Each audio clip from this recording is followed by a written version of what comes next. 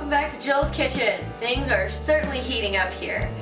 This season I'm going to talk to you about a bunch of different tips that'll hopefully get you inspired and get you out there to cook all on your own. Today we're going to talk about some basic things like cookies.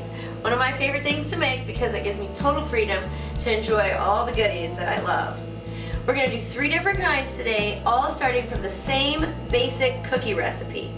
I have a magic ingredient that I got from a grandma years ago, not even my own grandma, but she taught me how to make these cookies and I've been making them the same way ever since. And we use a package of instant pudding mix.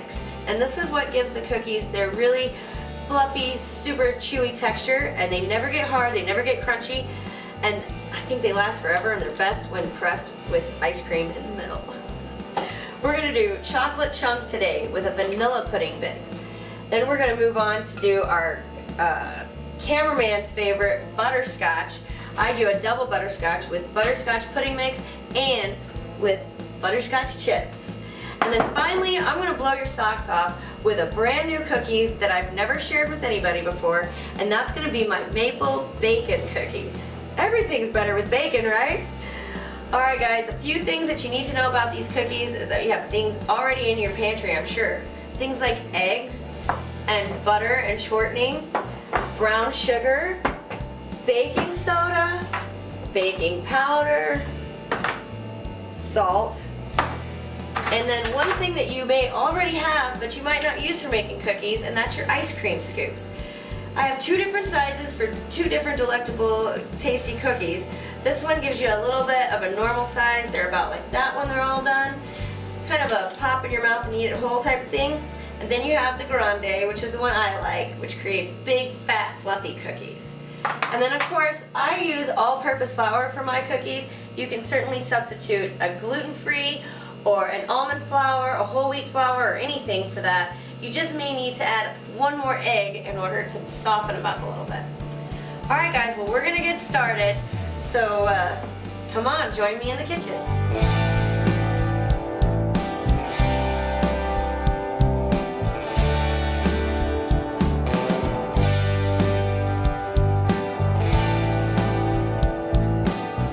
Alright, let's get started on making some cookies. The first one we're going to do are these double butterscotch, as promised to my staff here.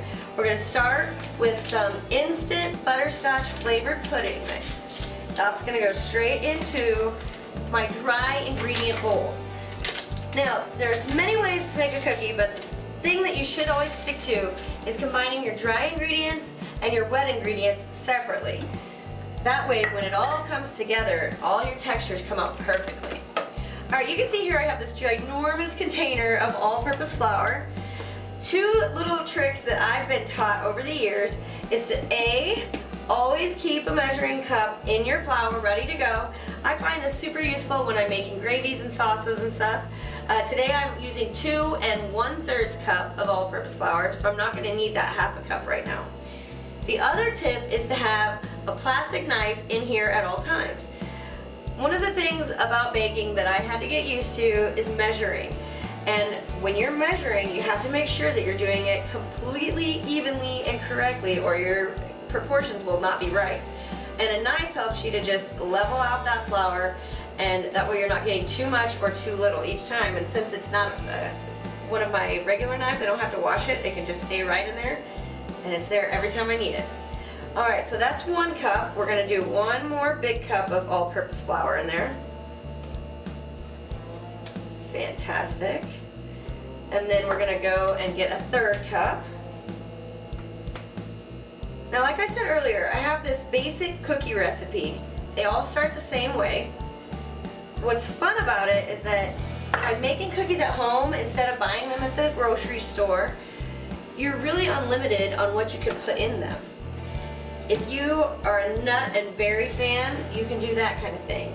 If you like lots of chocolate, you can do chocolate pudding mix with the chocolate chunks. If you're like Sean and like butterscotch, you can double up on your butterscotch.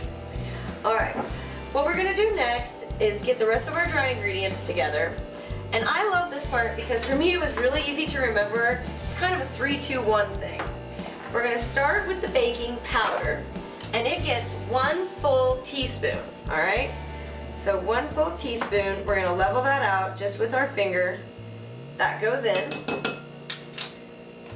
All right, so that's my 3, okay? The 2 is going to be the 1/2 teaspoon of baking soda. Now, baking powder and baking soda are essential ingredients in lots of baking because they have a chemical reaction that creates the rising action so that you don't end up with these really flat, hard cookies. All right, and finally, my 1 is salt. Most bakers will encourage you to use kosher salt when baking if you have the option. If all you have is table salt, I think you'd be all right. I don't believe my mother used kosher salt, if I remember correctly. Okay, so we have all that together. Now we need to sift it, and we're gonna use a whisk to do that. And we're gonna just mix it all together like this so all of the dry ingredients are fully incorporated and we don't get little bits and pieces of baking powder in one spot and salt in the other. All right, this is good to go. We're gonna set that aside and get started on our wet ingredients. All right guys, this is Ruby. She is my standing mixer and does all the hard work for me, whether I'm using her to make cookies or cinnamon rolls or even mashed potatoes. I'm going to use my paddle attachment. If you don't have a standing mixer, you can totally use a hand mixer to do this. Just make sure that you do it in the same steps, all right? First step in wet ingredients is going to be butter and shortening. I have 1/2 cup of each, both softened to room temperature. Keep in mind, the softer your butter and shortening, the easier it is to do this process, which is called creaming. Creaming is basically beating the butter and sugar together until they get creamy. Alright, so I've got all of that in there. Oh, I'm making a huge mess as usual, but that's cool. That's why I'm wearing a shirt with a stain on it already. I learned that the hard way in one of our last episodes. Alright, now, for the sugar, we are going to use both kinds of brown sugar, both light and dark.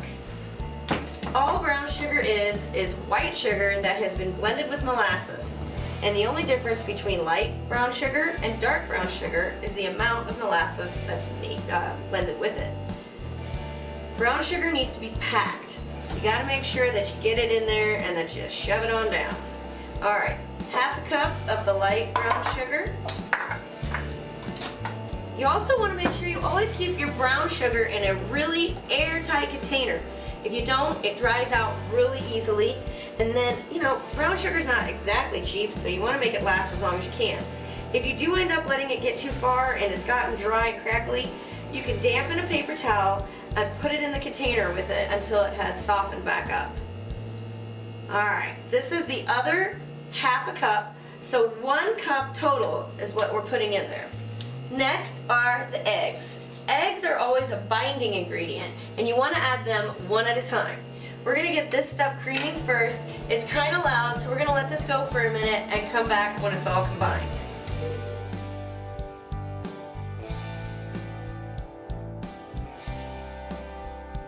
Alright, so this is what it looks like when it has been beautifully creamed, and you can see that it is exactly that, creamy.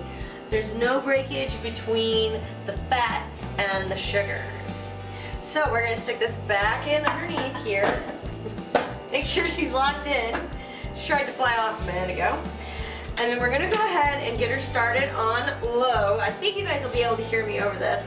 But what I'm going to do is add 1 egg at a time and then let it mix together, and then I'll show you what it looks like when it's all done. So into this little container, because you never want to break your egg directly into your mixing bowl in case you get shells or, God forbid, that devil egg that comes out all red and wicked looking. Alright, so we're going to add that one in and turn it up. I'm going to get this egg cracked so that it's ready to go. Turn it up a little bit, get it whipped. You want to make sure it's really well incorporated before you add the other egg, or it gets too wet and then it could break. And by breaking, I mean it'll get real liquidy and greasy looking. Alright, that looks good, so I'm going to turn it off. One of the most important things to remember when using a standing mixer is that you scrape the sides and the bottom of the bowl, because stuff can tend to get all mushed up at the bottom there where it's got that little hump in the middle. Hump, I'm sure that's the technical term for that part. Alright, so back on in and back on low. And just pour that second egg in. And then turn it up.